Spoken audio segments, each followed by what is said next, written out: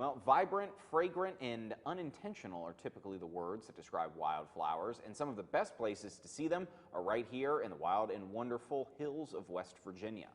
What kind of fragrant notes do you prefer? A hint of wild ginger or a slight suggestion of lavender? I personally met with one man who says taking time out of your busy schedule to stop and smell the wildflowers may indeed bring you back to nature. Have you ever taken a walk on the wildflower side? If you haven't, you should, with interpretive naturalist Bill Beatty, and he'll tell you everything you ever wanted to know about West Virginia's wildflowers. We view things differently, each individual. You know, some people have very little appreciation for what's out here. Some people have appreciation, but it's not great, and others have great appreciation. What do you think you have? Oh, mine's great, I know that.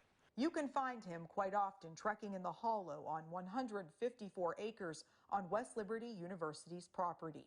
Beatty gets up close and personal with these green and delicate herbaceous plants on his nature walks. The reason we're wild and wonderful is because of the topography and the geology.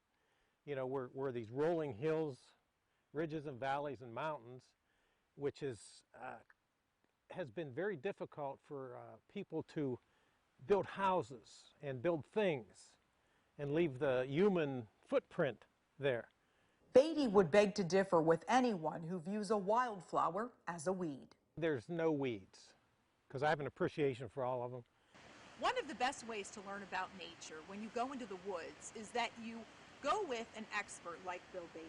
Here's what he just taught me. Here's a wildflower. I put it to my mouth. I taste it. It tastes just like I'm eating licorice. And if I look over here and I take this one, this wildflower, putting it in my hand, is a hairy wood mint. I take a deep breath in, it smells just like strong mint. We're very wild, and it's fantastic. I mean, we got rivers that people raft on, and we have mountains that people hike in, and wilderness in a lot of places, and plus wildflowers, birds, all kinds of nature. When walking in the woods, you may come across a meadow of May apples, or you might in fact see some nettles nestled in a little cove. Perhaps you see yourself suddenly surrounded by the splendor of some sweet williams.